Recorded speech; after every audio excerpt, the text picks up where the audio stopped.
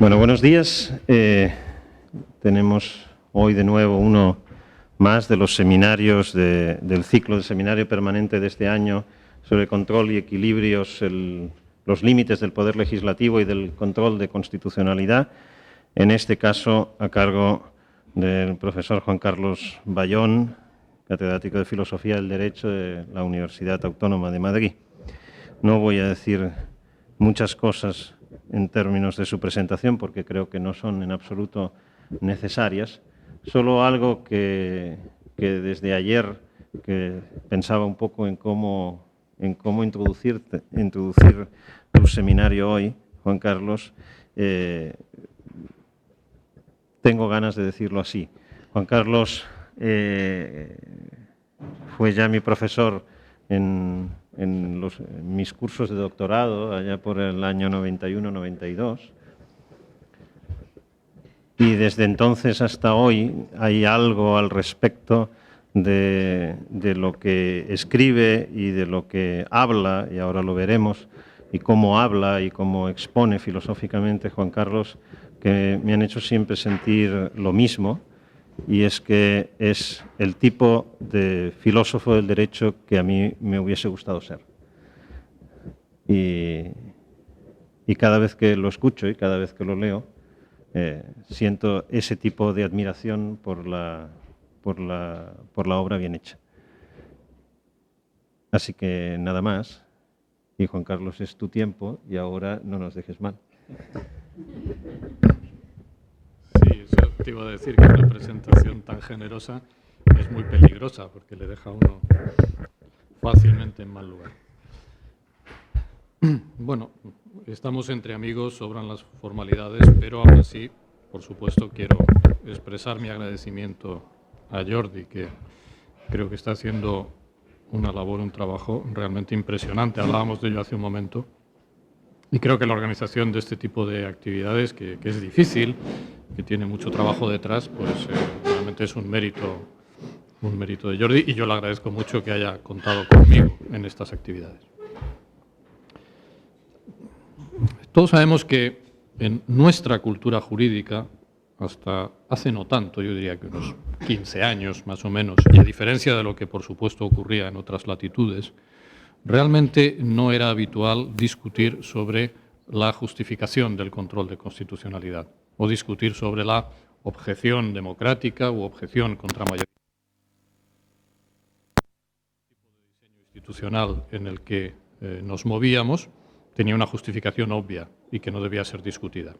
Esto, lo sabemos, cambió seguramente por influjo también de autores de fuera, que fueron recibidos, fueron discutidos y generó una discusión bastante amplia entre finales de los 90, comienzos de la última década, específicamente en el plano de la fundamentación, en el plano de qué tipo de razones filosófico-políticas de orden general se podían dar para entender que la objeción democrática era o no un pseudo problema, para entender que en la relación entre democracia y derechos la forma más defendible de articular los términos políticos de esa relación pasaban por el tipo de modelos constitucionales en el que nos movemos.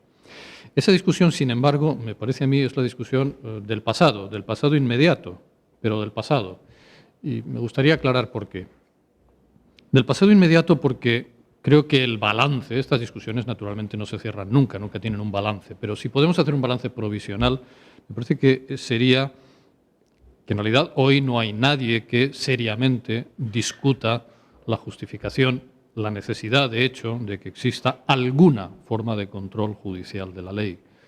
La discusión no es entre partidarios y detractores del constitucionalismo, del control jurisdiccional, sino más bien entre quienes piensan que, todo sumado, el tipo de diseño constitucional que tenemos, de constitucionalismo fuerte para entendernos, es como debe de ser, y quienes, por el contrario, piensan que el control jurisdiccional de la ley, debiendo existir, por una serie de razones que muy deprisa, muy sumariamente resumiré enseguida, sin embargo, debería adoptar una configuración distinta.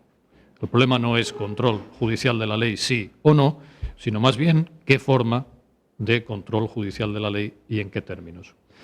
Y ello hace que la discusión pase, me parece, del plano más general, de la fundamentación, al plano aplicado, al plano, si se puede decir así, de ingeniería institucional, de diseño institucional, acerca de cómo articular, y ya con el mayor nivel de detalle posible, la forma de control jurisdiccional de la ley que nos parece deseable o preferible. Quizá hemos pasado de la discusión más genérica a la discusión aplicada de diseño institucional, porque en el plano de la discusión más genérica algunas cosas están ya relativamente claras. Lo que yo voy a tratar de hacer hoy es, primero, resumir muy brevemente, solo para que esté ahí como trasfondo, cuáles son, en el plano de la fundamentación, en el plano de los principios, las grandes tesis que, a mi juicio, deben orientar la construcción, ya en el plano del diseño institucional, de alguna forma de constitucionalismo, y después de haber dejado ahí, insisto, sin discutirlas en profundidad, si en el debate nos parece necesario hacerlo, por supuesto lo haremos, cuáles son esas tesis de fondo, ir ya a el detalle de qué forma de lo que algunas veces se ha llamado constitucionalismo débil me parece preferible o más defendible. Y también al final, y como un gran interrogante abierto, plantearé un problema muy serio con el que creo que se tropieza todo el que propone alguna forma de debilitar la forma de control constitucional hoy existente y que supone poner sobre la mesa un elemento central de las discusiones sobre el constitucionalismo que, sin embargo, creo que está indebidamente olvidado. Vamos por orden. En primer lugar, me parece que en el plano de la fundamentación se puede decir, y por supuesto es discutido, lo sé, pero se puede decir que a la hora de determinar qué diseño institucional está justificado en la relación democracia-derechos, hay que atender a dos principios. Al principio de que los procedimientos tienen un mayor o menor valor intrínseco por el cómo se decide, por la forma en la que se decide, con prescindencia de cuáles sean los resultados que ese procedimiento arroja, y a la vez tienen un mayor o menor valor instrumental.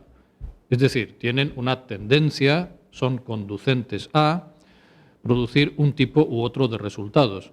Y no es indiferente cuál es esa tendencia. No es indiferente que el procedimiento tienda más bien a producir resultados de un tipo o de otro. Hay dos planos, dos ejes de valoración, cuál es el valor instrumental de un procedimiento y cuál es su valor intrínseco, cuál es el valor que tiene por el modo mismo en el que se decide, cuál es el valor que tiene por su tendencia a arrojar más bien un resultado u otro. En cuanto al valor intrínseco, me parece que un ideal de igualdad política, cuya articulación en detalle naturalmente tendría que ser mucho más pormenorizada, abona que la forma de tomar decisiones colectivas en la que todos tienen un derecho a participar en pie de igualdad es intrínsecamente superior o preferible en términos normativos a cualquier otra. Las elecciones de representantes en términos democráticos y la decisión de esos representantes por mayoría son la mejor traducción institucional del ideal de igualdad política y, por lo tanto, en cuanto a valor intrínseco, me parece que la elección democrática, la elección mayoritaria, está por encima de cualquier otra alternativa. En cuanto al valor instrumental, creo que eso depende de múltiples factores. No creo que haya razones a priori para entender que un diseño u otro, considerado en el vacío, haciendo abstracción de circunstancias históricas, de cultura política y jurídica, tienda per se a producir más bien un tipo de resultados que otros. El valor instrumental de un procedimiento seguramente se puede determinar para una sociedad política dada en un momento dado, pero no está escrito que el método democrático o cualquier otra corrección al método democrático tenga en abstracto una tendencia mayor o menor a, por ejemplo, violar o garantizar lo que nos parezca que debe ser protegido como derechos. Bueno, si se acepta que hay esos dos ejes de valoración, si se acepta que a la hora de diseñar un procedimiento importan las dos cosas, importa el valor intrínseco que pueda tener y el valor instrumental que arroje, entonces de ello se siguen, creo, tres ideas importantes.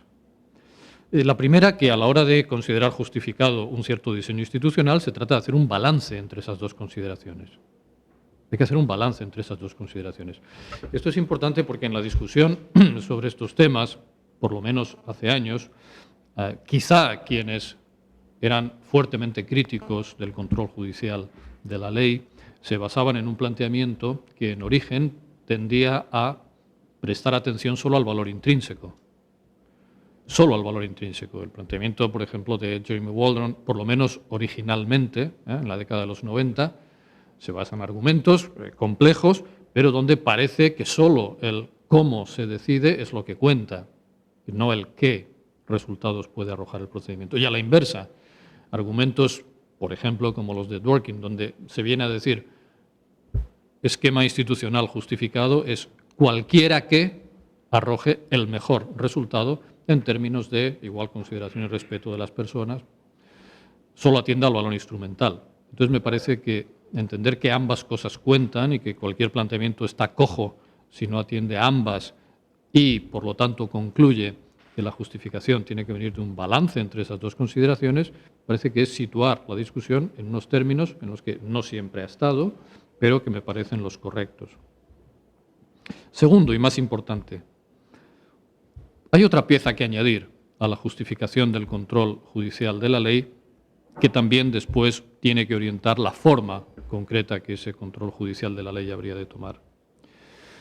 Y es la idea de que el control judicial de la ley, apropiadamente institucionalizado, puede servir para mejorar la calidad deliberativa de las decisiones. Y esto tiene que ver tanto con el valor intrínseco del procedimiento como con su posible valor instrumental. Cuando se introduce esta pieza, esta corrección deliberativa, la forma en la que se decide es mejor como forma de decisión, tiene más valor intrínseco y tal vez, bajo circunstancias apropiadas, incremente el valor instrumental. Tal vez, bajo circunstancias apropiadas, permita augurar que los resultados van a ser mejores. Estas consideraciones de mejora de la calidad deliberativa, por lo tanto, se moverían a caballo de los dos ejes de valoración a los que me he referido, el valor intrínseco y el valor instrumental. Por supuesto, aquí la idea de fondo es que un compromiso fuerte, de principio, con el ideal de la igualdad política, bien articulado, exige más cosas que el puro momento agregativo de la votación mayoritaria, donde todos tienen un voto igual. Exige muchas más cosas. Por un lado, porque los procesos de representación tienen sus limitaciones. Hay voces que tienden a quedar sistemáticamente desplazadas o excluidas de los procesos de representación. La representación tiene una tendencia estructural a simplificar los problemas. La democracia representativa obliga a decidir por paquetes de problemas, no de uno en uno. Todo esto hace que la voz de algunos individuos necesite canales de contestación, porque si no, la democracia, entendida solo en términos electorales, en términos de mecanismo de agregación de las preferencias expresadas en el voto, tiende a silenciar voces de algunos. En ese sentido, no honra como iguales a aquellos cuya voz estructuralmente tiende a quedar desplazada.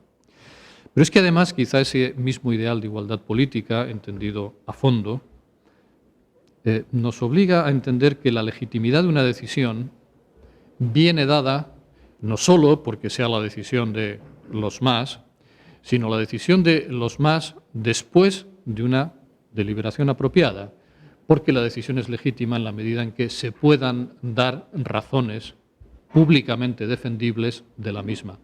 Razones que pueden no convencer al opositor, pero que deben ser dadas, porque creo que es una muestra de respeto como un igual a otro, el decirle que si finalmente se le va a imponer una decisión, no es solo porque haya más cabezas del lado de quienes apoyamos ese punto de vista que del lado opuesto, sino porque tenemos razones que dar, tenemos razones que podemos ofrecer en público sin sonrojarnos y que servirían para justificar, al menos desde nuestro punto de vista, la imposición, llegado el caso, por la fuerza de esa elección mayoritaria. Y aquí es importante entender que la voluntad de la mayoría respecto de un punto determinado, en un momento dado, puede ser una preferencia mayoritaria ocasional, superficial, quizá no suficientemente meditada o considerada, y que en ocasiones ni siquiera esté en verdadera consonancia con la propia moral constitucional profunda de la mayoría. Entonces, de lo que se trata es de que si prevalece alguna voluntad mayoritaria al final, podamos asegurarnos, tanto como nos sea posible, de que esa voluntad mayoritaria que finalmente va a prevalecer sea la voluntad mayoritaria considerada, meditada, no la ocasional o superficial. Y si hay algún divorcio, alguna distancia entre ambas cosas, entonces deben ser bienvenidos cualesquiera mecanismos que puedan reducir esa distancia, que puedan discutir las razones de la mayoría para mostrarle que son razones contradictorias con otros puntos que la propia mayoría suscribe también, o difícilmente armonizables con compromisos más básicos, más profundos de esa propia mayoría. Y si lo que importa, insisto, es no que prevalezca la preferencia no considerada, no meditada, ocasional, sino esa voluntad profunda, entonces todo ello exige todos estos canales que algunos han llamado de control de calidad, esta es una expresión de Sager, por ejemplo, o de control editorial, como dice Pettit, ¿no? La mayoría da un texto que después hay que editar, hay que corregir, porque, insisto, todo esto son implicaciones más profundas del ideal matriz de la igualdad política. Entonces, no solo cuenta el valor intrínseco, pero también el valor instrumental, y cualquier planteamiento que sea ciego a uno de los dos es por ello mismo un planteamiento defectuoso. No solo, por lo tanto, la justificación de nuestras instituciones tendrá que articular un balance entre ambas cosas, sino que además, a la hora de hacer ese balance y de hacerlo en términos finos, tendremos que incluir como un punto esencial todas estas consideraciones de tipo deliberativo, que corrigen deficiencias de los procesos de representación, que corrigen posibles deficiencias en cuanto a la articulación de las razones que una mayoría respetuosa como iguales de una minoría debe poder dar para justificar sus decisiones. Y todo esto, para cerrar este primer bloque de cuestiones, nos lleva a, en mi opinión, tener que aceptar lo que se ha dado en llamar una tesis contextual respecto a la justificación del control judicial de la ley. Una tesis contextual que implica lo siguiente, que dado que el valor intrínseco de un procedimiento puede ser mayor o menor en un contexto dado, según que estén más o menos garantizadas ciertas precondiciones, según que estén más o menos articulados, abiertos, expeditos estos canales de contestación que aseguran la calidad deliberativa. Insisto, dado que ese valor intrínseco, que es una de las dos cosas que cuenta, puede, según las circunstancias, arrojar un resultado mayor o menor, dado que el valor instrumental de un procedimiento, su tendencia, la medida en la que es proclive a producir cierto tipo de resultados en términos de respeto o erosión de los derechos, también depende de factores contextuales, entonces, cuál sea el balance entre esas dos consideraciones para una sociedad dada, depende de factores políticos, de factores de cultura jurídica, etcétera, etcétera, y no tiene, por tanto, por qué ser el mismo para todas las sociedades. Esto es tanto como decir que una forma de constitucionalismo más fuerte, del tipo que tenemos en un país como el nuestro o en Alemania, o con una articulación institucional diferente en Estados Unidos, puede ser la más justificada para cierto tipo de situaciones y condiciones políticas e históricas en una sociedad dada. Puede serlo. Y, al mismo tiempo, para otro tipo de condiciones diferentes, puede no serlo. Y que no hay nada, me parece, de incoherente o de relativista en un sentido vulgar en decir esto. Simplemente es el resultado de reconocer que los parámetros de valoración que entran en juego tienen un rendimiento u otro dependiendo de cuáles sean las circunstancias en las que operen y que, por lo tanto, el balance entre esos dos parámetros puede arrojar resultados distintos.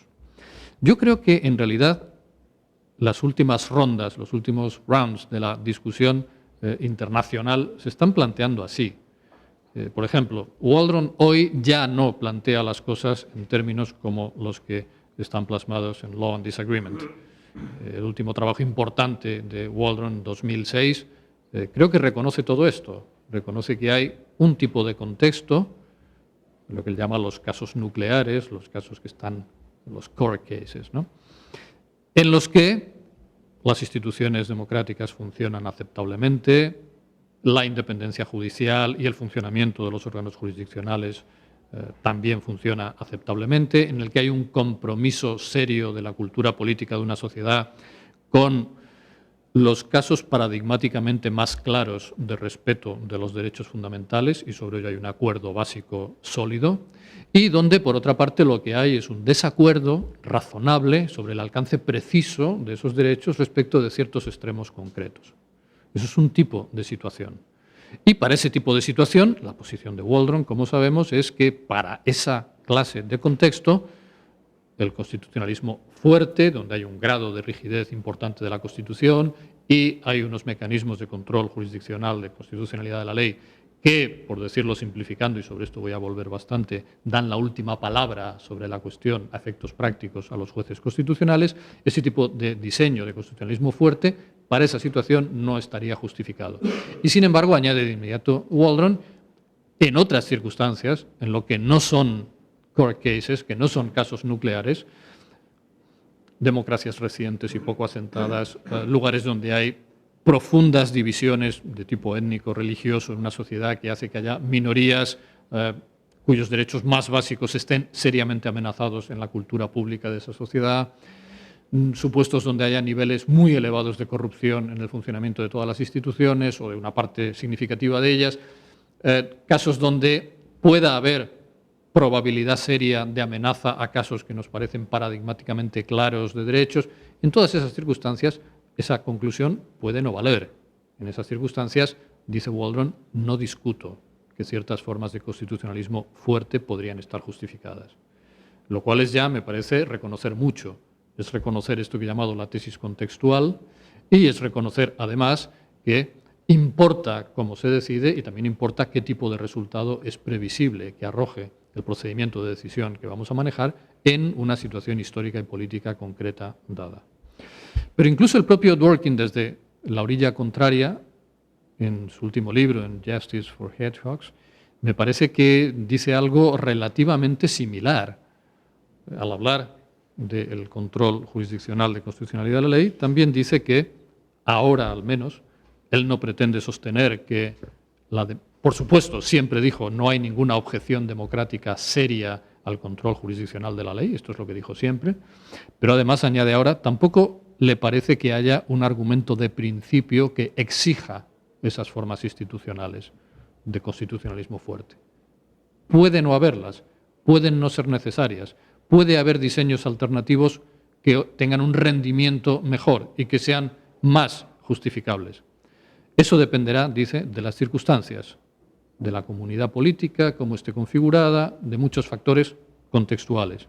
Luego, entonces, hay, yo diría, una cierta convergencia en el sentido de aceptar la tesis contextual, aceptar que no hay tanto una contraposición entre control judicial de la ley sí, control judicial de la ley no, sino más bien qué forma concreta de articular el control y, sobre todo, cuál de esas formas concretas sería la más apropiada para lo que, en los términos de Waldron, llamaríamos casos nucleares, sociedades como las nuestras, con todas las precisiones a las que me refería hace un momento.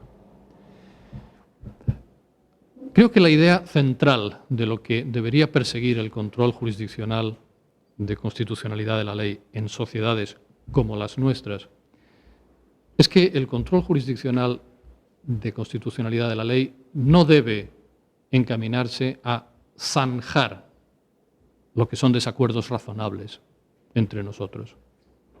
Me parece que no es a jueces constitucionales a los que les corresponde zanjar un desacuerdo razonable, sino que más bien lo que les corresponde es controlar,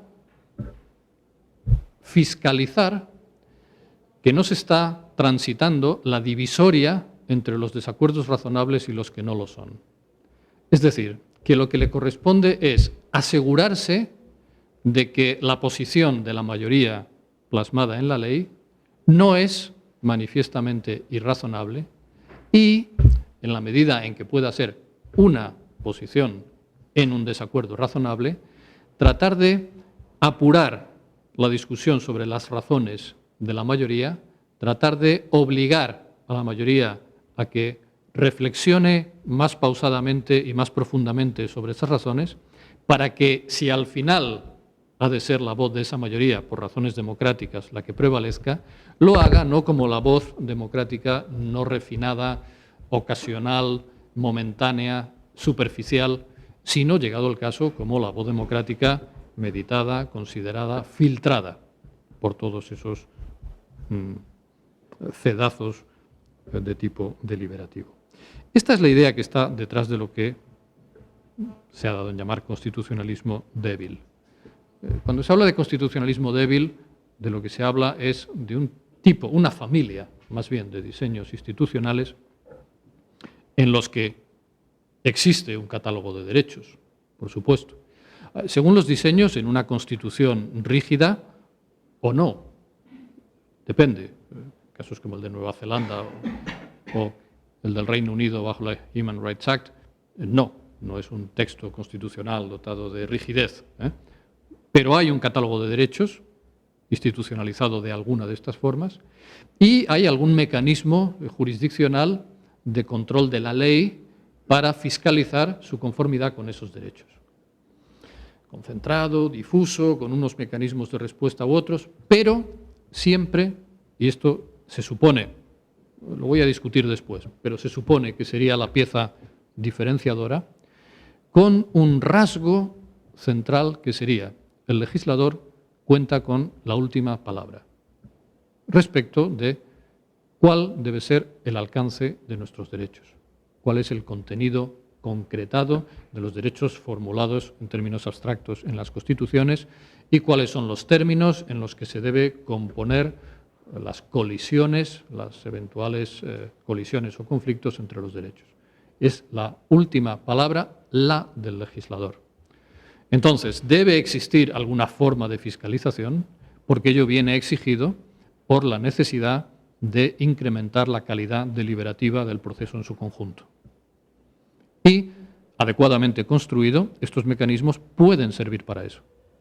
No hay que renunciar a ellos. No se trata de prescindir de las formas de control jurisdiccional de la ley. Pero, al mismo tiempo, se debe articular el conjunto del mecanismo de manera que la última palabra esté en manos de quien tiene una legitimidad democrática que no está, al menos no está de ninguna forma en el mismo grado, en manos de jueces constitucionales, sea cual sea la forma en la que hayan sido designados u operen en el tipo de sistemas en el que nos movemos. Por lo tanto, la idea es que el constitucionalismo débil articula un diálogo democrático. Un diálogo porque hay una interacción entre jueces constitucionales y legislador, que es una interacción que está encaminada a un fin que parece irrenunciable, que es la mejora de la calidad deliberativa. Pero, al mismo tiempo, ese diálogo es democrático porque en él, la última palabra, naturalmente el diálogo no se puede prolongar indefinidamente, se necesitan decisiones en algún momento, alguien tiene que poner fin a la conversación con una decisión, la última palabra está en manos de la mayoría legislativa ordinaria. Cuando se habla de esto, los sistemas de constitucionalismo débil que articulan un diálogo, pero en términos democráticos, en lo que se piensa es fundamentalmente, por un lado, en lo que algunos han dado en llamar un nuevo modelo de Commonwealth de constitucionalismo, donde entraría, y son casos distintos, y ahora enseguida vamos a tratar de examinar qué méritos o deméritos puede tener cada uno de ellos. Entrarían sistemas como el de Canadá, como el que tiene el Reino Unido después de la entrada en vigor de la Human Rights Act, como el que hay en Nueva Zelanda, muy similar en muchos aspectos al británico, aunque no idéntico, como el que hay en algunos territorios australianos, no en toda Australia, pero sí en lo que sería el territorio federal, ¿no? La Australian Capital Territory, o en el estado de Victoria.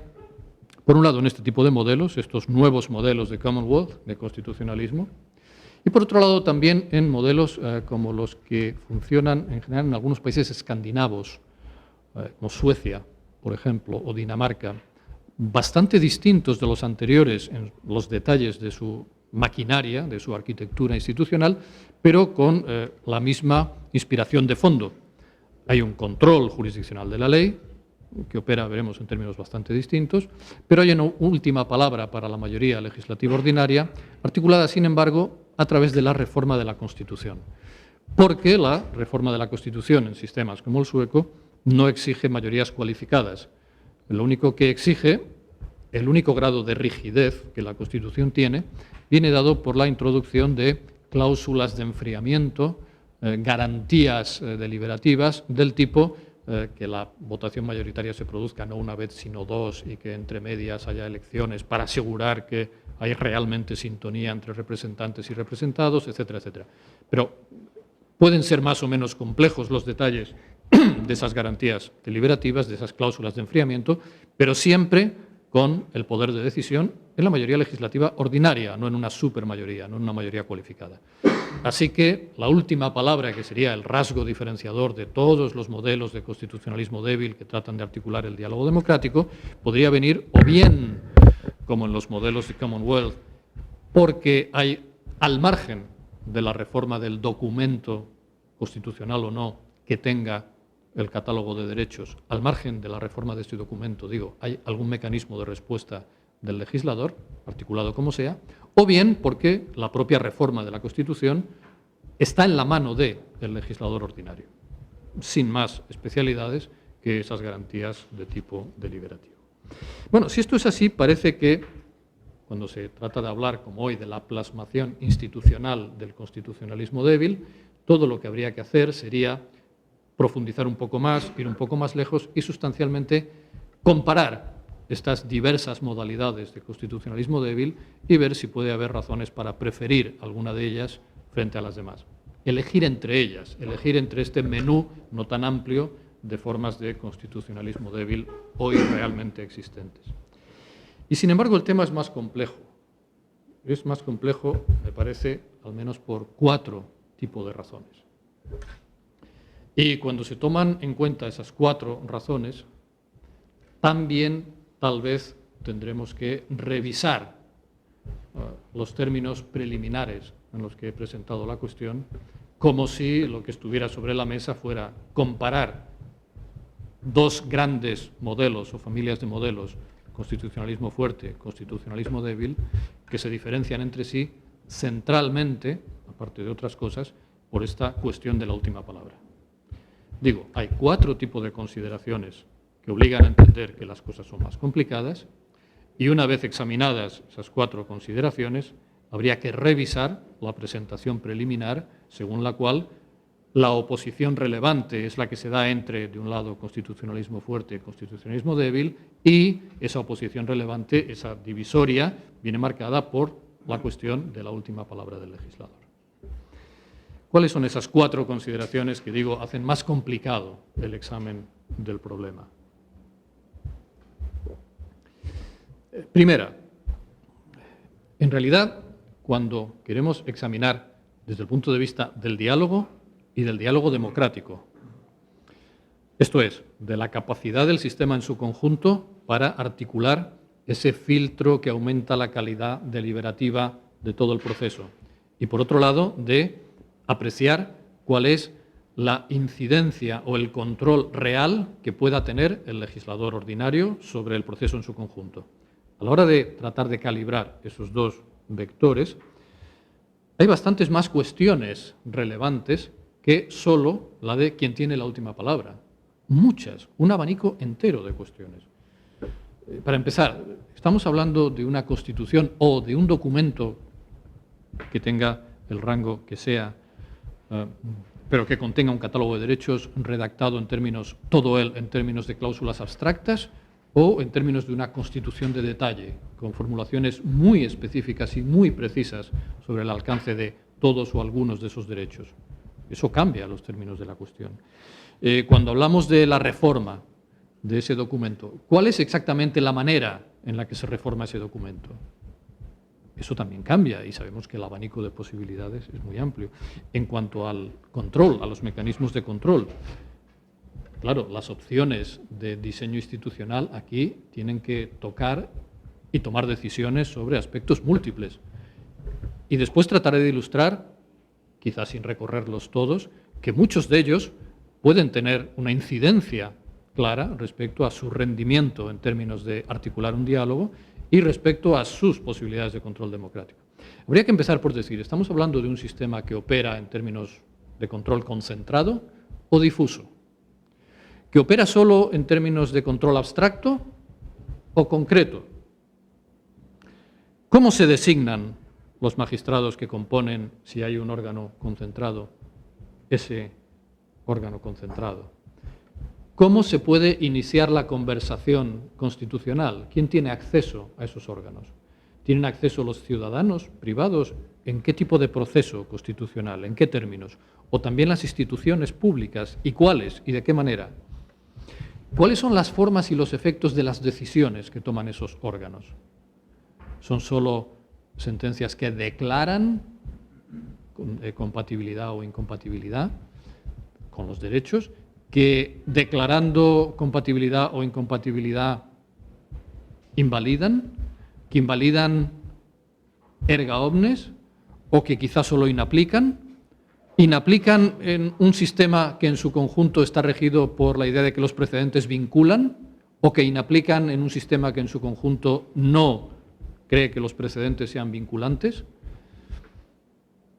Sentencias que pueden no ser solo estimatorias o desestimatorias, sino tal vez sentencias aditivas, manipulativas, interpretativas. Tal vez sentencias, si es que lo admite la maquinaria que se prevea institucionalmente, tal vez sentencias que enuncien la incompatibilidad, la invalidez, pero tengan un efecto diferido, que den al legislador un plazo. Son todo técnicas que existen en el constitucionalismo comparado, que dan un plazo al legislador para que corrija la ley antes de que despliegue sus efectos esa consideración de invalidez. Sentencias respecto de las cuales se admite o no que se formulen votos particulares. ¿Cómo decide el tribunal en su seno?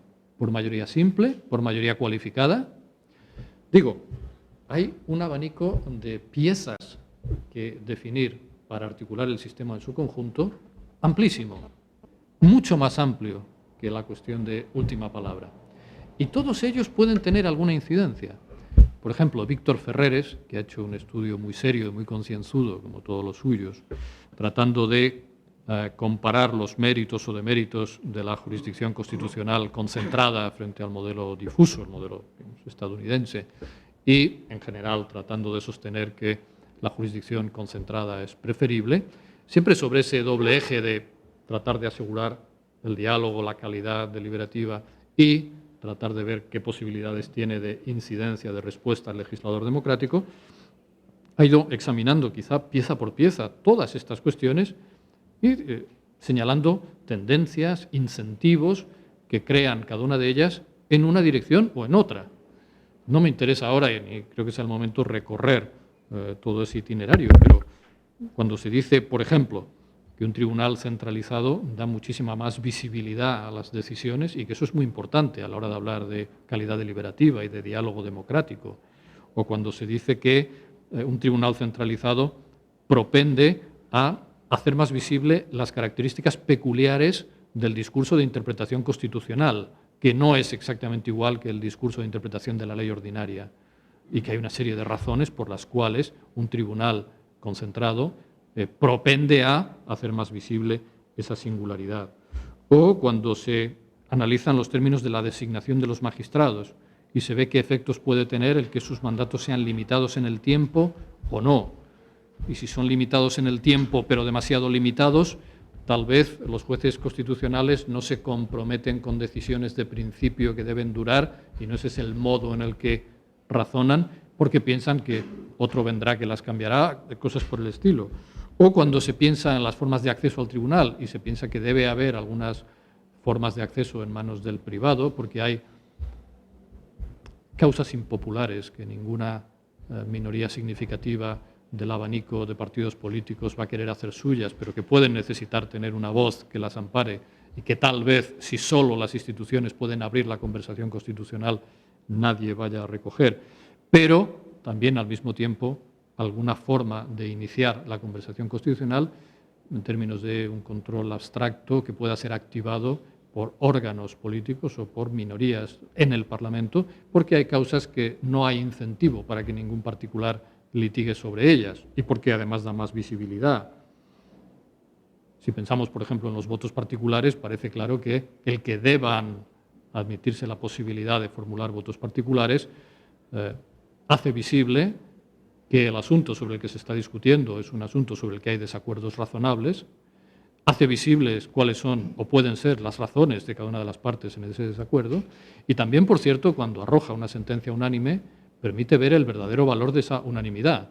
La sentencia en la que no se pueden, porque está vedado, formular votos particulares, no sabemos qué valor de acuerdo tiene detrás. Cuando sí se pueden formular esos votos y no se formulan, el hecho de que la sentencia sea unánime tiene un valor especial. Todo esto, digo, simplemente a modo de ilustración, para presentar la idea de que hay muchas piezas en juego, el puzzle es muy complicado, cada una de esas piezas puede ser relevante en atención a alguna de las cosas que nos interesan. Pero además, segunda consideración, el valor de cada una de las piezas de ese puzzle no viene dado de manera aislada. Cada una de las piezas de ese puzzle tiene un valor u otro según cuáles sean las demás y según cómo se relacione con las demás. En un doble sentido, una de esas piezas tiene una tendencia a desplegar cierto efecto o no, sirve de incentivo para que alguien haga algo o no, dependiendo de la presencia o ausencia de alguna de las piezas restantes. Aquí es el todo lo que al final tiene tendencias o sirve de incentivo. Y no solo en este aspecto, digamos, causal, prospectivo, sino también en un aspecto normativo. A veces el valor, no la tendencia, el valor de alguno de estos rasgos es uno o es otro, dependiendo de cómo se combine con otras piezas del conjunto del puzzle. Por ejemplo, que la reforma de la Constitución sea más o menos exigente en cuanto al tipo de mayoría que se requiere, bueno, tiene un valor u otro dependiendo de cosas tales como, pongamos por caso, ¿se reconoce al órgano que hace control de constitucionalidad, Tribunal Constitucional, si es que existe, la posibilidad de revisar la reforma de la Constitución o no?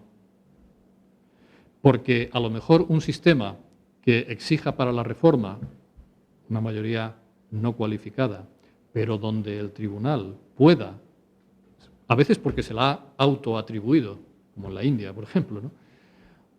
Originalmente en Estados Unidos ocurrió algo de esto, ¿no? Sobre autoatribución de...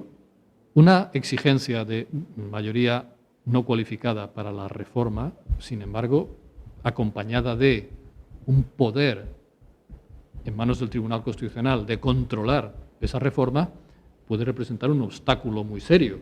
Y sin embargo, tal vez una reforma más exigente de la Constitución, en términos de mayorías cualificadas, pero donde no se considere que el Tribunal Constitucional puede controlar la reforma, e incluso donde a veces el Tribunal haya desarrollado una cierta tolerancia a interpretaciones, vamos a decirlo así, relativamente forzadas o alejadas del texto de la Constitución, precisamente porque el Tribunal es consciente de lo difícil que es cambiar la Constitución y precisamente por eso trata de allanar la evolución del sistema político siendo más tolerante en su control, entonces tal vez sea un mecanismo más flexible y que dé más bazas al final al legislador, a pesar de que en términos formales está exigiendo más respecto a la reforma, ¿no?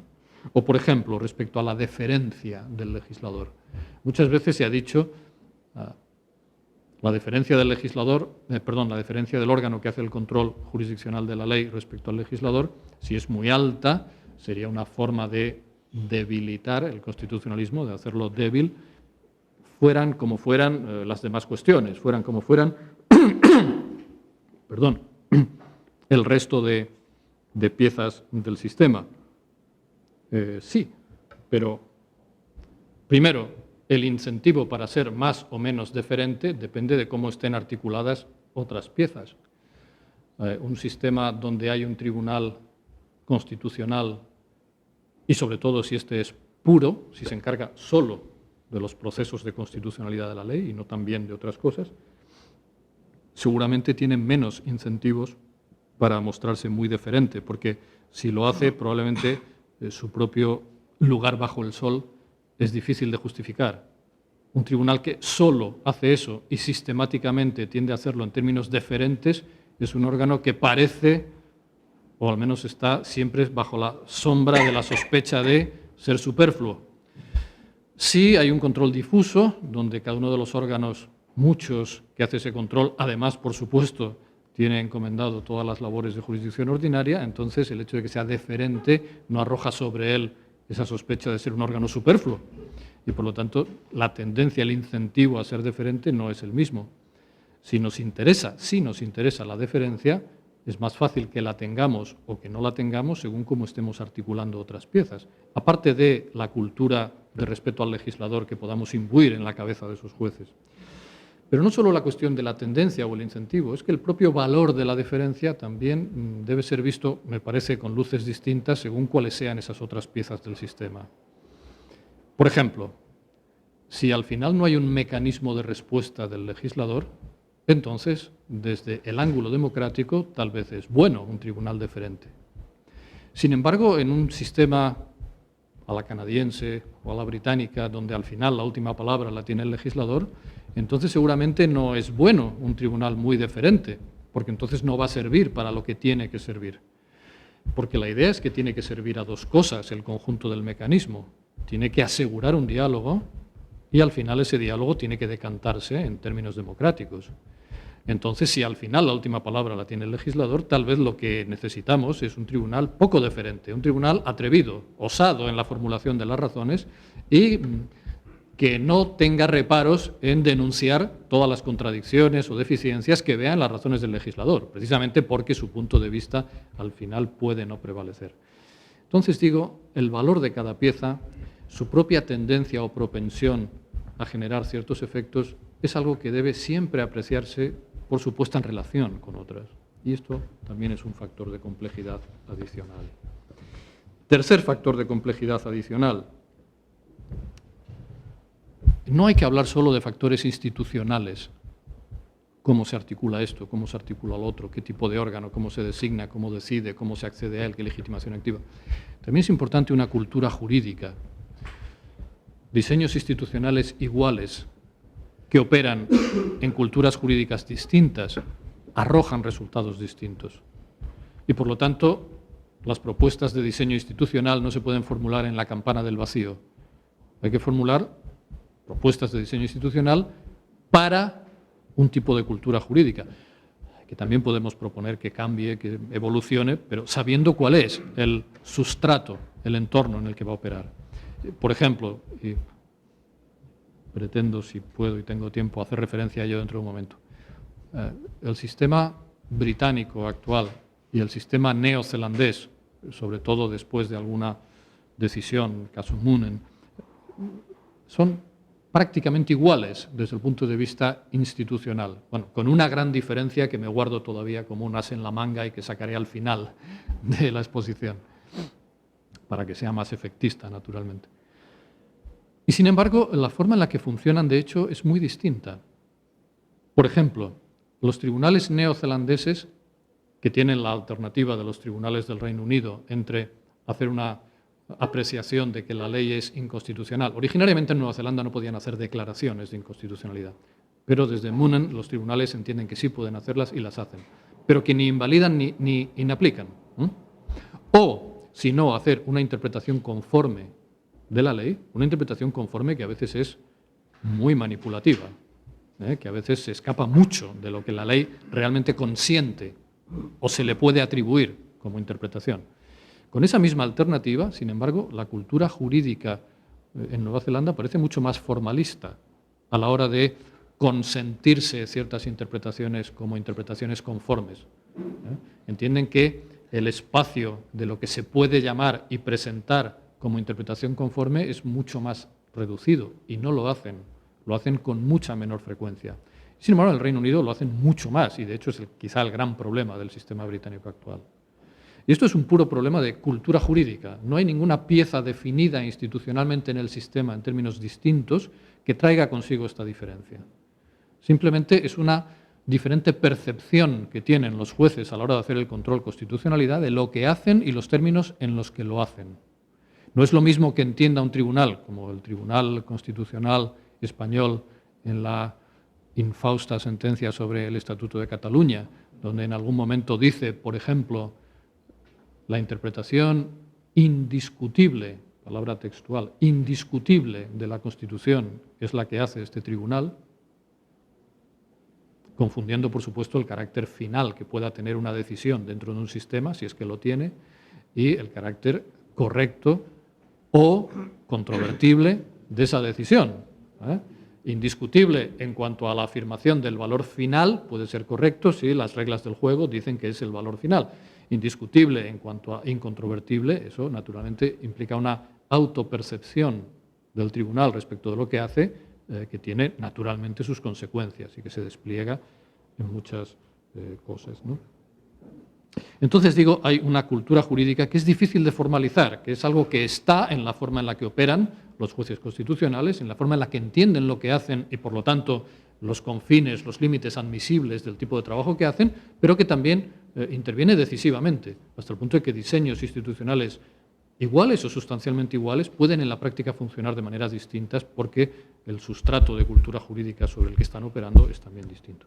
Y esto, cuarta consideración, que en el fondo quizás es una prolongación de lo mismo, claro, lo importante no es solo la definición de mecanismos formales, sino también las condiciones, ahora ya incluso políticas, no solo de cultura jurídica, sino políticas en las que esos mecanismos operan.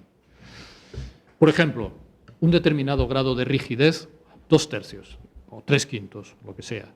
Naturalmente puede ser un obstáculo más o menos difícil de salvar para el Parlamento, dependiendo de la estructura del sistema de partidos de esa comunidad política, de si hay o no gobiernos de coalición más o menos habituales, de si hay o no disciplinas de partido en los partidos que operan en ese sistema, etc. En ocasiones puede ser más fácil para una comunidad política conseguir, qué sé yo, 2/3 que para otra conseguir 3/5. Puede ser más fácil, dependiendo de estos factores. O la cláusula canadiense de respuesta del legislador, a la que ahora me voy a referir un poco más. Bueno, veremos, ahora con algo más de detalle en un momento, que el uso real de esa cláusula, como sabemos, es muy reducido. Se usa poco, hasta el punto de que muchos analistas en ese contexto dicen que en la práctica, por supuesto que en teoría no, pero en la práctica la forma de control judicial que hay en Canadá sería muy fuerte. Algunos la denuncian como afortunadamente muy fuerte y otros como lamentablemente muy fuerte, dependiendo, claro, de los parámetros de valoración que maneje cada uno, pero como fuerte en la práctica. Porque vendrían a decir que exista un cierto mecanismo diseñado formalmente, no me dice mucho, si en la práctica hay factores políticos, del orden que sea, que hacen muy improbable su uso. Por ejemplo, hay culturas donde la reforma de la Constitución es casi considerada un tabú, tal vez la nuestra, no solo porque es procedimentalmente muy difícil, muy exigente, los términos, por ejemplo, del mecanismo reforzado del 168, sino también porque hay una cierta visión de aura de intangibilidad. Parece que la Constitución es algo... Y otros lugares donde la reforma constitucional se considera mucho más cercano, casi a la política ordinaria, no tan ordinaria como para ser la política de todos los días, pero no tiene el mismo aura de intangibilidad, de excepcionalidad. Por lo tanto, se recurre más o menos a ello. Y una cláusula como la canadiense también podría ser vista como un mecanismo más integrado en los engranajes de la política ordinaria o como un mecanismo que casi no debe ser usado, ¿no? Por lo tanto, digo, estos mecanismos políticos son importantes. Así que hay muchos factores, no solo última palabra, sino todo un abanico de piezas a ordenar, cada uno de los cuales puede tener una incidencia. La tendencia, los incentivos que cada una de esas piezas represente y el valor que pueda tener depende de cómo se relacione con los demás. No solo importa el plano formal, sino la cultura jurídica de los jueces que operan con todo ello, y además no solo los mecanismos formales, sino la realidad política sobre la que opera y que hace más o menos fácil, más o menos previsible, anticipable el uso de cada una de las piezas de ese diseño.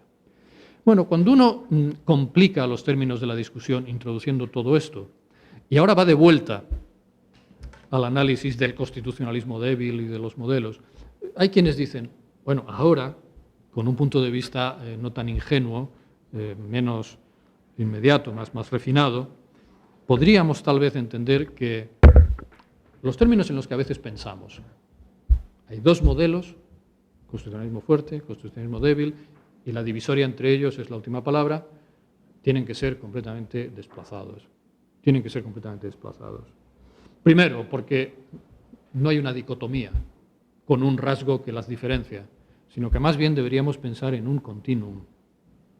La fuerza, la debilidad se da en muchos grados y puede haber extremos fortísimos, extremos debilísimos, y hay un continuo porque no hay ningún rasgo que marque la frontera, sino muchos rasgos que tienen muchas formas de incidencia.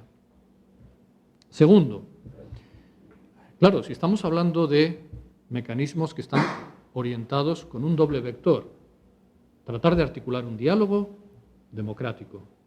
Entonces, insistir en la última palabra, en esta cuestión de lo importante es que la última palabra esté en manos del legislador, es desorientador no solo por lo que acabo de decir hace un momento, que presenta como términos de una dicotomía con una frontera clara, lo que más bien debería ser un continuo donde no hay frontera clara, sino porque ese énfasis en la última palabra se fija solo en una de las dos cosas que en realidad importan. Lo importante no es solo que al final el legislador tenga la última palabra, tenga la capacidad de respuesta, lo importante también es hasta qué punto el sistema que estamos diseñando sirve para articular el diálogo, sirve para establecer esos filtros de calidad deliberativa. Y a lo mejor resulta que estos sistemas, sala canadiense o británico o lo que sea, pueden, a reserva de lo que veamos enseguida, funcionar aceptablemente bien desde el punto de vista de la última palabra democrática, pero a lo mejor tienen muy serias carencias desde el punto de vista del diálogo y de la deliberación, en la forma en la que operan de facto. Así que no nos obcequemos con la última palabra, no solo porque hay un continuo de cuestiones y de grados de fuerza, sino porque eso nos hace perder de vista una de las dos consideraciones interesantes que están en juego. Tercera cuestión. Claro, cuando uno toma en consideración las dos anteriores que acabo de mencionar, uno debería pensar que, en realidad, cuando hablamos de última palabra, estamos expresándonos en términos melodramáticos. En realidad, en un sistema político, última palabra, última, de verdad no hay nunca. Lo que hay son respuestas posibles que en ocasiones son más fáciles, en ocasiones son muy costosas, en ocasiones pueden ser inmediatas, en ocasiones requieren mucho tiempo, pero en realidad todos los diseños institucionales que están sobre la mesa en ese continuo, desde el más fuerte hasta el más débil, son diseños en los que cabe diálogo entre legislador y jueces constitucionales. Solo que naturalmente articulado de distintos modos, con distintas posibilidades, pero quizá en todos cabe diálogo. Por ejemplo, en un sistema de constitucionalismo como el nuestro, fuerte porque si el legislador discrepa de la interpretación que ha hecho el Tribunal Constitucional, por ejemplo, al declarar inválida una ley, reaccionar cambiando la Constitución es muy costoso. No porque eso sea imposible, que por supuesto que no lo es, sino porque los mecanismos de reforma constitucional son muy difíciles de activar, están fuera del alcance del legislador democrático, del legislador ordinario. Sin embargo, existe la posibilidad de la respuesta legislativa. Esto es discutido por algunos. Hay quienes dicen, no, esto sería una especie de ilícito, de fraude. Pero hay quienes dicen, no, el legislador puede volver a poner sobre el tapete una ley idéntica, incluso, o muy similar a la que el tribunal invalidó, para forzar una segunda ronda de deliberación sobre la misma. Seguramente no puede hacerlo de manera inmediata, tendrá que esperar un tiempo, tal vez una legislatura distinta, mediando unas elecciones, tal vez con alguna variación, para que no sea textualmente la misma, pero aunque quizá pueda perseguir sustancialmente lo mismo. y puede conseguir que el tribunal cambie de opinión, entre otras cosas porque mientras tanto la composición del tribunal también se puede incidir sobre ella. El tribunal no está ahí para siempre y sobre todo no está ahí para siempre si los miembros del tribunal no tienen mandatos vitalicios, si se renuevan, y depende de cómo se renueven y en qué términos. Entonces, bueno, incidiendo por ahí en la composición futura del tribunal, tal vez esa respuesta legislativa. Así que, más bien, hay formas de diálogo en todas las posibilidades del espectro. Última palabra no hay ninguna. Obcecarnos con la última palabra es situar el punto central donde, por todas estas razones, no está. Y además, cuarta cuestión, no todo solamente es así. Hay un continuo y no una dicotomía clara. No debemos hacer tanto énfasis en la última palabra porque eso nos hace fijar solo nuestra atención en el aspecto democrático y no tanto en el diálogo, siendo así que nos importan ambos. No solo es erróneo fijarse tanto en la última palabra porque última palabra no hay ninguna y formas de diálogo hay de un modo u otro, más o menos ágiles, más o menos complicados en todas las posibilidades sobre la mesa, sino que sobre todo esto estaría olvidando algo a lo que me refería antes. Si en la práctica estos mecanismos de última palabra en realidad no actúan, entonces la diferencia entre estos sistemas, entre estos débiles y fuertes constitucionalismos, no sería tal. Estaríamos fijándonos solo en la superficie de las cosas, en su espuma, pero en realidad las cosas funcionarían de otro modo. También en un sistema como el británico o el canadiense también se articularían formas de diálogo entre jueces y tribunales. Tal vez, se dice al final, no de manera tan diferente a como pueden operar en un sistema de los que al comienzo de nuestro análisis estábamos introduciendo en el cajón de los constitucionalismos fuertes. Así que esto obligaría a relativizar mucho. Bueno, algo puede haber de cierto en todo esto. Es verdad, creo que la discusión es mucho más complicada que como se ha planteado a veces en el pasado. Pero yo voy a intentar sostener aquí dos cosas y voy a hacerlo brevemente porque, aunque no sé muy bien cuál es el tiempo que está previsto que hable yo y cuál es el que hablemos todos, pero no quiero extenderme muchísimo más, pero me vais a permitir que un poquito más sí. Porque digo, reconociendo que todas estas consideraciones que he adelantado me parece que tienen un grano de verdad, que son importantes, que llevan la discusión al nivel de complejidad que realmente tienen, y lo sacan de un esquematismo muy acartonado que en realidad simplifica demasiado las cosas. Siendo todo eso cierto, me parece que ese elemento de última palabra, entendido adecuadamente, sigue teniendo importancia. Me parece que de verdad sigue desempeñando un papel central. Esto por un lado. Y ahora trataré de verlo haciendo un recorrido muy rápido sobre los sistemas que convencionalmente se suelen identificar como de constitucionalismo débil y diciendo por qué me parecen preferibles algunos de esos diseños respecto de otros y eventualmente qué correcciones tal vez creo que deberían introducirse para hacerlos todavía mejores. Pero en cualquier caso, y esto sería el anticlímax de lo que voy a decir ahora, hay un factor en la sombra en la mayor parte de estos debates y que sin embargo tenemos que sacar a la luz y poner sobre la mesa y que hace que todo sea mucho más complicado todavía, que haga que algunos de los sistemas que consideramos de constitucionalismo fuerte, en realidad, de verdad, puedan ser hiperfuertes. Y, en el otro lado del espectro, que sistemas de los que llamaríamos de constitucionalismo débil, en realidad, de verdad, no podrían operar significativamente como tales sistemas débiles, sino al final, en la práctica, como sistemas fuertes. Y ese tema, digo, casi siempre en la sombra en estas discusiones, y sin embargo entiendo que muy relevante, para no esconder más la carta, es el tema del control por instancias supranacionales con parámetros de control también supranacionales. Parece que añadir ese nivel, ese estrato suplementario a la discusión complica todavía mucho más las cosas y, sobre todo, obliga a corregir, y a veces a corregir decisivamente las conclusiones a las que podríamos llegar si ese nivel de análisis del problema quedara fuera de nuestra vista.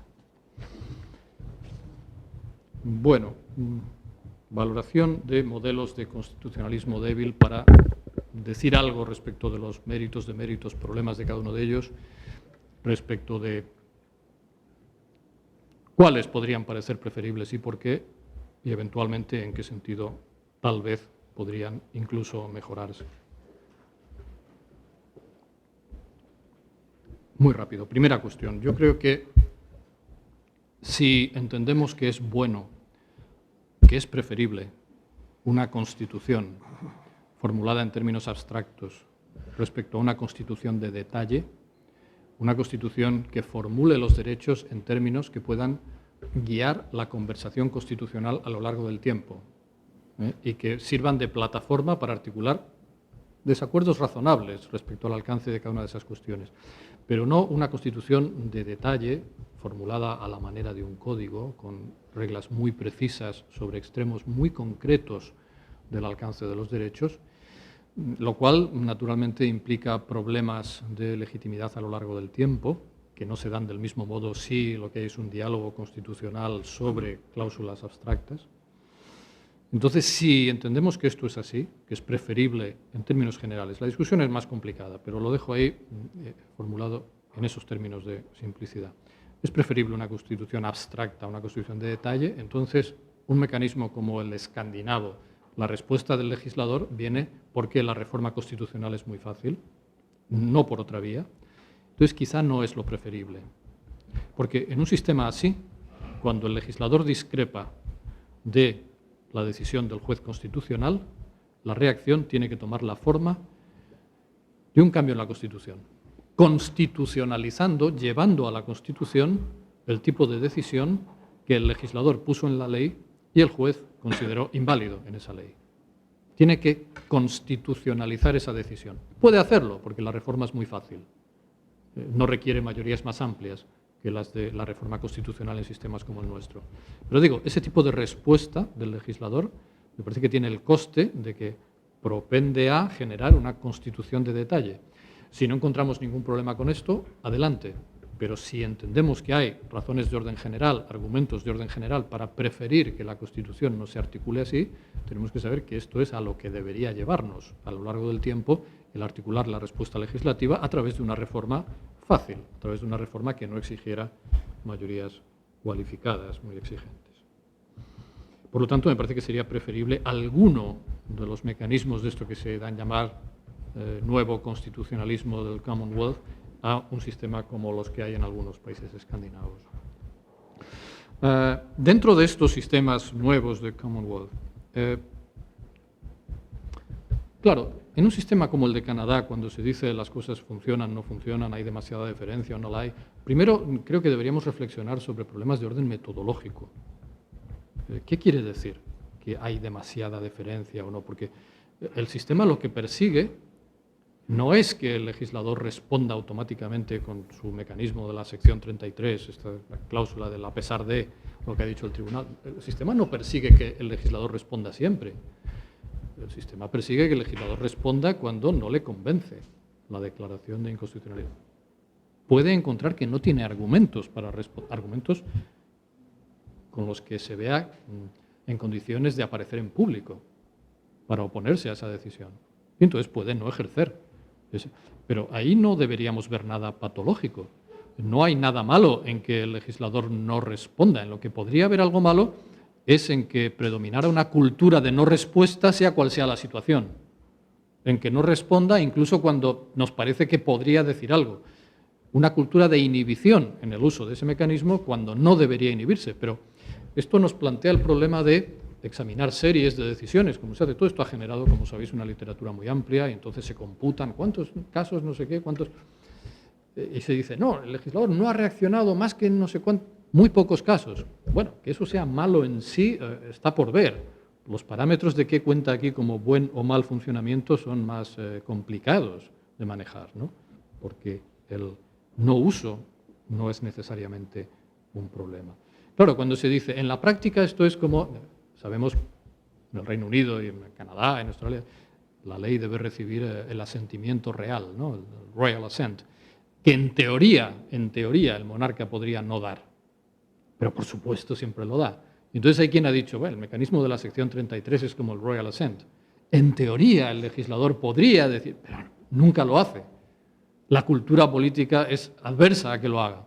Y por lo tanto esto es como el Royal Assent, no tiene ninguna importancia. Bueno, yo diría, no vayamos tan deprisa. A la hora de evaluar si esto es así o no, el mero dato de qué tan poco se está usando no es decisivo. La cuestión es si en los casos en los que no se usa son de un tipo en el que la inhibición para el uso no se puede explicar por razones internas al propio diálogo que se ha generado. Esto es un problema importante. El sistema canadiense tiene algunos defectos que, corrigiéndolo, seguramente redundarían en un sistema mejor. Que el control pueda ser preventivo, el uso de esta prerrogativa de la sección 33 pueda hacerse a priori, que el legislador pueda blindar su ley con esta cláusula antes incluso de que se pronuncien los tribunales, seguramente es una mala idea si lo que interesa es el diálogo deliberativo sobre la ley. No debería ser preventivo. Y quizá, y esto se ha dicho mucho, los propios términos en los que está formulada esa cláusula explican en buena parte por qué no se usa.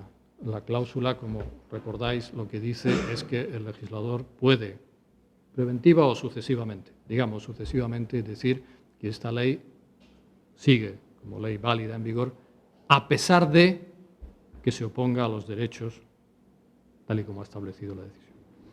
En realidad, esto es una muy mala forma de expresarse, porque parece que la posición que tiene que expresar el legislador es necesariamente que no le importa que la ley viole derechos, o que para él hay razones que no son de derechos que militan en favor de mantener la ley, a pesar de que, no obstante el hecho de que se opone a derechos, como el tribunal ha puesto en claro.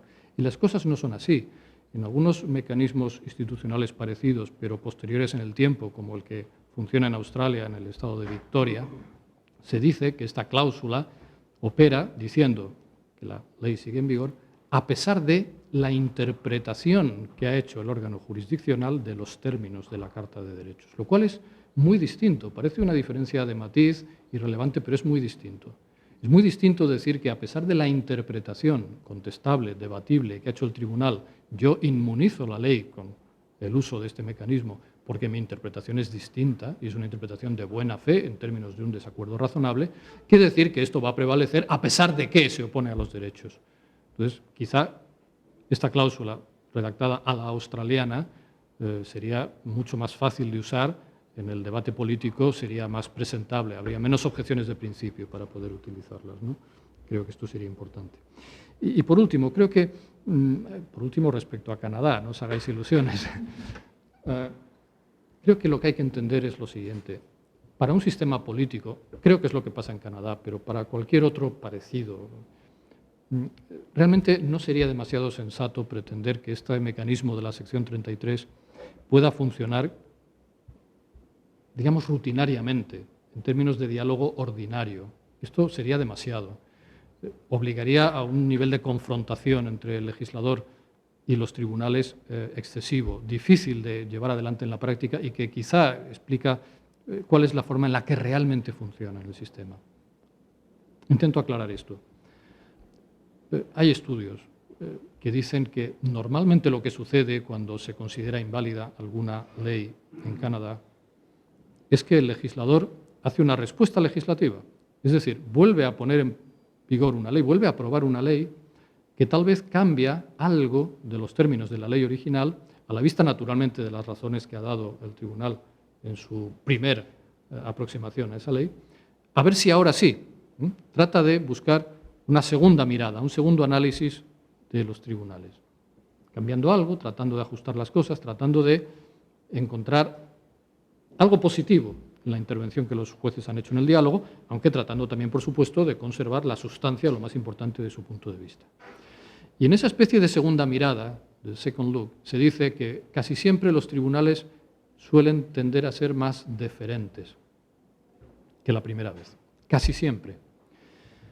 ¿Por qué? ¿Por qué es razonable esperar que suceda esto y por qué además sería bueno que sucediera esto? Bueno, la idea es, claro, si los jueces constitucionales se quieren comportar como maximizadores constitucionales, en el sentido de que quieren que algo de su punto de vista prospere, entonces les conviene no ser deferentes en la primera lectura y serlo más en la segunda. ¿Para qué? Para tratar de cambiar algo de la ley, tal y como se presentaba originariamente, algo de su punto de vista se lleva a la ley, que después no rechazo, porque si ni siquiera con esa corrección de buena fe que ha hecho el legislador voy a aceptarla, entonces sí, va a recurrir a su mecanismo de la cláusula 33. Y entonces el punto de vista del legislador va a prevalecer en los términos en los que él quiera. Entonces, hay una razón para no ser tan deferente la primera vez y sí serlo más la segunda. Hay un incentivo para que los jueces constitucionales operen así. Y seguramente eso es lo que está pasando casi siempre cuando uno analiza la práctica en Canadá. No siempre. Ha habido casos en los que incluso, con el estilo tan fresco y tan saludable de las sentencias anglosajonas que aquí echamos tanto de menos, la Chief Justice en Canadá, en un caso de segunda lectura donde volvió a decir que no, el tribunal dijo, bueno, es que no se trata de pruebe usted a la primera y si no lo consigue, siga intentándolo, que a la próxima le diré que sí, no se trata de esto. Y por lo tanto se volvió a invalidar la segunda ley. Pero, curiosamente, esto fue en un caso, el caso Sauvé, que tenía que ver con un derecho excluido de la posibilidad de usar la cláusula de la sección 33. Como sabéis, esta cláusula en Canadá no se puede hacer valer frente a todo el abanico de derechos. Hay algunos que están excluidos. Y fue justamente en un caso donde el legislador no podía recurrir a esa cláusula, lo cual me parece explica bastante por qué en ese caso los jueces mantienen su actitud de no deferencia. Cuando el mecanismo existe y se puede utilizar, entonces me parece que los incentivos funcionan de otra manera. Tratando de condensar todo esto en una fórmula rápida, la sección 33 o cualquier mecanismo parecido no puede ser la forma del diálogo ordinario entre jueces y legislador. Porque, entre otras cosas, si lo fuera, podría acabar siendo verdad que, tratando de aferrar el polo democrático de la idea de diálogo democrático, se nos acaba diluyendo y desvaneciendo el polo del diálogo. Usted diga lo que quiera, acto seguido yo echaré mano de la sección 33 y, a pesar de sus opiniones, yo... Eso naturalmente tiene un coste muy fuerte en términos de cultura política, en términos de un legislador que se presenta sistemáticamente, casi rutinariamente, ante sus ciudadanos como alguien que hace valer sus derechos, no obstante el hecho de que se oponen a los derechos fundamentales. En cambio, como un mecanismo en la sombra, como un mecanismo cuya importancia es que está ahí y puede ser utilizado. Puede ser utilizado tal vez no en primera instancia, tal vez después de una respuesta legislativa, sabiendo que el órgano jurisdiccional tiene incentivos para no ser deferente la primera vez y para serlo más la segunda. Entonces, como mecanismo en la sombra, me parece que puede articular bien los términos de un diálogo de cierta calidad deliberativa, pero, sin embargo, diría yo, ese mecanismo está en la sombra, pero está ahí. Y ese mecanismo de última palabra creo que es importante porque explica la diferencia fundamental entre lo que ocurre en ese contexto y las posibilidades de la respuesta legislativa en contextos como el nuestro. En contextos como el nuestro, el legislador puede. Hay casos en los que lo ha hecho. El legislador ha vuelto a poner en vigor leyes en términos sustancialmente iguales, muy parecidos a otras que han sido declaradas inválidas. Pero aquí los incentivos del Tribunal Constitucional para ser deferente la segunda vez o para serlo más no existen. Aquí el juego simplemente tiene que ver con las designaciones de nuevos magistrados y con todas las miserias y calamidades a las que ese juego está sometido, de las que podemos hablar también luego si queréis. Entonces me parece que el hecho de que el mecanismo esté en la sombra y rutinariamente no aparezca, ni es un fallo del sistema, ni es algo que lo acaba convirtiendo en sustancialmente análogo a el de constitucionalismo fuerte, ni nos debe hacer olvidar que es importante que el mecanismo esté ahí, aunque rutinariamente no se ejerza. Su no ejercicio rutinario no es la prueba del fracaso del sistema, sino que más bien me parece la forma en la que óptimamente el sistema puede funcionar. Esa es mi opinión, al menos. En el caso británico, la diferencia sustancial entre el mecanismo británico y el mecanismo canadiense es cómo juega la inercia. ¿Cuál es la posición que vale por defecto? En el sistema británico, en el que el juez, no todos los jueces, ciertos jueces, ¿no?, de ciertos órganos, pueden decir una de estas dos cosas: o esta norma es incompatible con los derechos que sustancialmente son los del Convenio Europeo, pero que están en la Human Rights Act. Pero esa declaración de incompatibilidad no implica ni invalidación ni inaplicación. Ahí la primera posibilidad es que el legislador no haga nada. La posición por defecto sigue siendo la del legislador. Si el legislador no hace nada, entonces prevalece su punto de vista. Lo cual quiere decir que, insisto, si nos importa el diálogo democrático, el polo democrático está bien, la última palabra, pero el diálogo, si no hay que decir nada a lo que haya dicho, el polo del diálogo no ha funcionado bien. Y sabemos que la otra posibilidad es la interpretación conforme. Claro, quienes han analizado el rendimiento real ya en una década, un poquito más de una década, de la Human Rights Act en el Reino Unido, lo que dicen es que el problema es el abuso, tal vez, del mecanismo de la interpretación conforme, haciendo a veces interpretaciones de ciertas leyes para no declarar que son incompatibles, forzadísimas. Con lo cual, realmente lo que está haciendo el juez, realmente, aunque no lo presenta así, es inaplicar la ley que ha hecho el legislador y aplicar en su lugar otra norma que ha fabricado él, concretando los derechos de la manera que le parece preferible y que, sin embargo, presenta como la interpretación de la norma que hizo el legislador. Claro, el juego de esta tendencia es que invierte la inercia. La posición por defecto ahora aquí es la del juez. Es decir, hace que el sistema sea sustancialmente análogo en este punto al canadiense. ¿Por qué? Porque ahora es el juez el que fija la interpretación de la norma y el legislador el que tiene que hacer algo si quiere cambiarla. Devuelve la inercia en el sentido en el que estaba trazada en Canadá. Esto hace que el legislador, si quiere responder, tenga que cambiar la ley para hacerla muy específica, de tal manera que no sea presentable ante la comunidad jurídica como interpretación posible de la misma, el punto de vista que el legislador, que el juez hizo suyo. Claro, aquí lo que ocurre es que en muchos casos la tendencia a hacer esto de los jueces británicos no deriva de que tengan un activismo injustificable o que quieran subvertir nada, sino simplemente del hecho de que, de lo contrario, no saben cómo dar una respuesta apropiada a la situación concreta del litigio concreto en el que, por definición, porque no se trata de una forma de control abstracto, están examinando el caso. Por ejemplo, un caso célebre de utilización de este mecanismo, el caso Gaidan contra Godín Mendoza.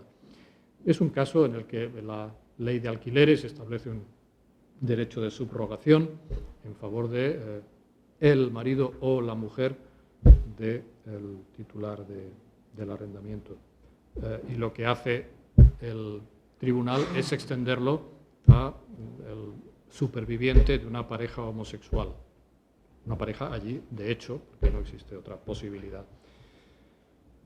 Bueno, el problema es que si declara incompatible con los derechos de la Convención y de la Human Rights Act la ley, el señor Godín Mendoza no tiene un remedio para su situación.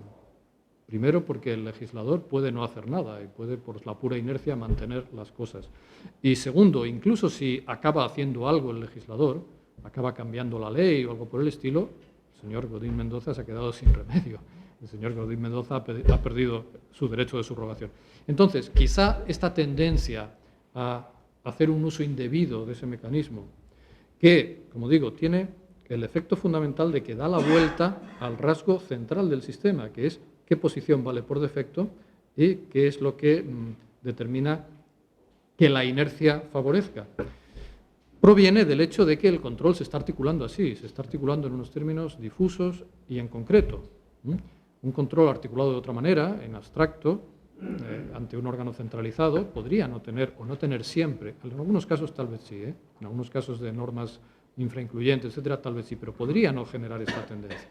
Entonces digo, si se corrigen piezas del mecanismo británico en este sentido, por ejemplo, pensando que es mejor un órgano concentrado, que es bueno que haya ciertas formas de control en abstracto, si se corrigen piezas del sistema canadiense en el sentido que he tratado de sugerir, sigo pensando que sistemas diseñados así, con ese mecanismo de última palabra, pero operando con todas estas precisiones y con todos estos matices, pueden ser la mejor forma de honrar simultáneamente, en los términos adecuados, la doble idea del diálogo democrático.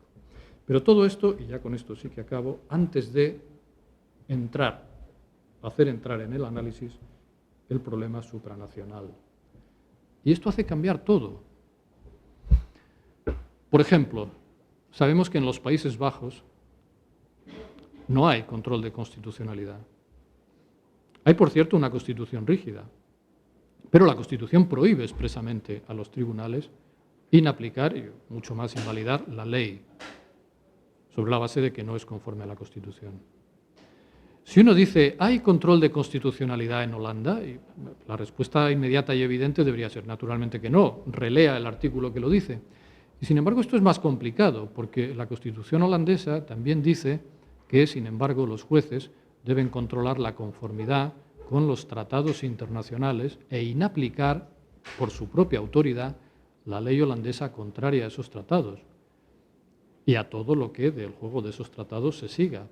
Lo cual quiere decir que si en el plano supranacional hay normas que definen catálogos de derechos y si además esas normas son interpretadas por tribunales que generan jurisprudencia respecto a los términos en los que esos catálogos de derechos deben ser entendidos, entonces alguien puede decir en términos puristas, eso no es control de constitucionalidad, es control de convencionalidad. Bien, por supuesto, lo sabemos todos, me da igual. Lo cierto es que hay un control, una fiscalización de la ley del legislador democrático por su conformidad o no con derechos, tal y como están siendo interpretados por un conjunto de jueces. Si lo que nos importa es la dialéctica democracia-derechos y un control jurisdiccional de la ley, aquí, que sea convencionalidad o constitucionalidad, es verdad, pero no es lo importante. Y claro, he presentado el caso de Holanda porque es un caso límite, donde un supuesto donde no hay control de constitucionalidad en absoluto, y se presenta como el ejemplo excepcional en Europa. Sin embargo, cuando esta realidad cae al mundo, pues aparecen términos muy distintos. Pero es que en todos los casos donde operen estos marcos supranacionales, las cosas cambian radicalmente. Quizá me parece un problema nuestro, es que la discusión sobre control jurisdiccional de la ley, sobre control de constitucionalidad, la hacemos en gran medida bebiendo de fuentes anglosajonas, como en todo, y lo hacemos por buenas razones. Pero claro, es que ahí el problema muchas veces se plantea de modo sustancialmente distinto. En Estados Unidos, naturalmente que no existe este problema. En Canadá, naturalmente que no existe ese problema. Lo que representa ser parte de la Unión Europea, o incluso lo que representa ser signatario de la Convención Europea de Derechos Humanos, es sustancialmente distinto de lo que ocurre en otras latitudes. Todos sabemos lo que ocurre en el marco de la Unión Europea, lo que ocurre con la doctrina Simmental, lo que ocurre cuando cualquier juez ordinario debe inaplicar por su propia autoridad una norma contraria al derecho de la Unión. Derecho de la Unión que, poco a poco, jurisprudencialmente, con las tradiciones comunes, pero ya con la Carta de Derechos incorporada al Tratado de Lisboa, contiene derechos que, por supuesto, son interpretados por la jurisprudencia del Tribunal de Justicia de la Unión Europea. Esto no solo Víctor Ferreres lo ha destacado, y lo ha destacado y ha sugerido ciertos cambios. No solo amenaza, no solo es una causa de, eso es lo que le preocupa a Víctor sobre todo, no solo es una causa de erosión del modelo centralizado de control constitucional. El modelo centralizado en teoría, en la práctica, cuando entra en juego este parámetro, ya no es tan centralizado. Es también una causa de preocupación desde el punto de vista democrático, porque ¿cómo puede reaccionar el legislador nacional a la decisión de un juez nacional que inaplica su ley nacional porque es contraria a derechos supranacionales tal y como están siendo interpretados por tribunales supranacionales? ¿Cómo puede reaccionar el legislador nacional? ¿Puede cambiar el derecho supranacional? Sí, el derecho supranacional se puede cambiar como todos los derechos, pero la forma de cambiarlo es incomparablemente algo más alejado de su capacidad de intervención que su propia Constitución nacional. La reforma de los tratados requiere unanimidad de los Estados, es algo casi imposible. Su capacidad de incidir sobre la composición de los tribunales no tiene nada que ver. La capacidad del Parlamento español para incidir en la composición del Tribunal Constitucional español no tiene nada que ver con la posibilidad del legislador español.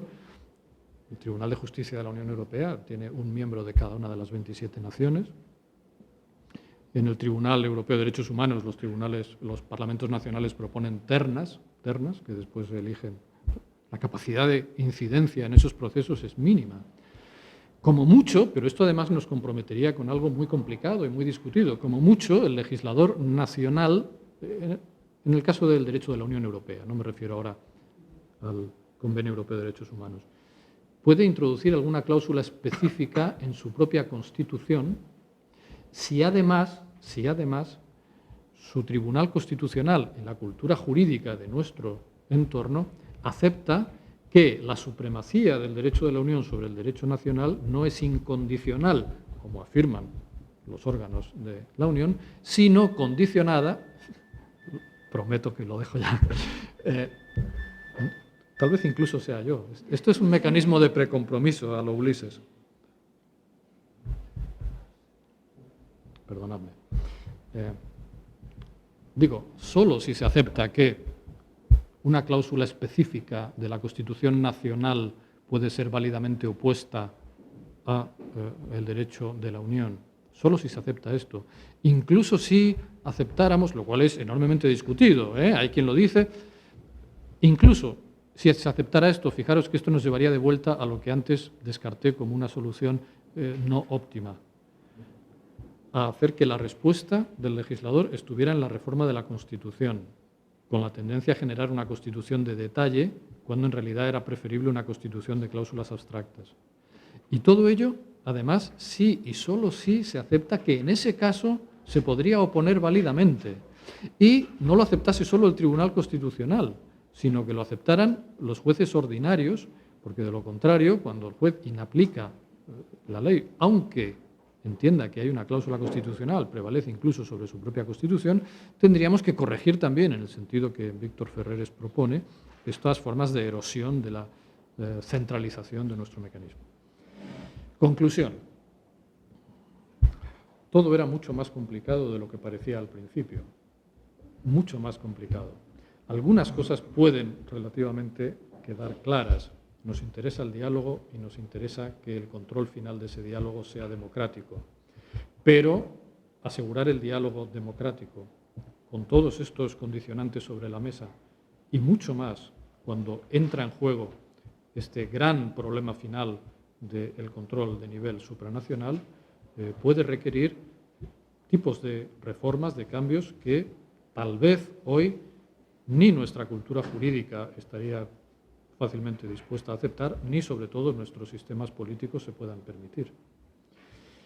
Si eso es así, entonces deberíamos optar por alguna clase de estrategia second best y decir, bueno, si en el fondo hay un continuo, hay muchas piezas que ajustar, el valor de cada una depende de su relación con las demás, tal vez entre lo fuerte y lo débil no hay una oposición dicotómica, sino todo una gradación de posibilidades, entonces hagamos un viaje pormenorizado por cada una de esas piezas y veamos cuáles son las que nuestra cultura política y nuestras formas de articulación política, no solo nacional, sino supranacional, podrían consentir.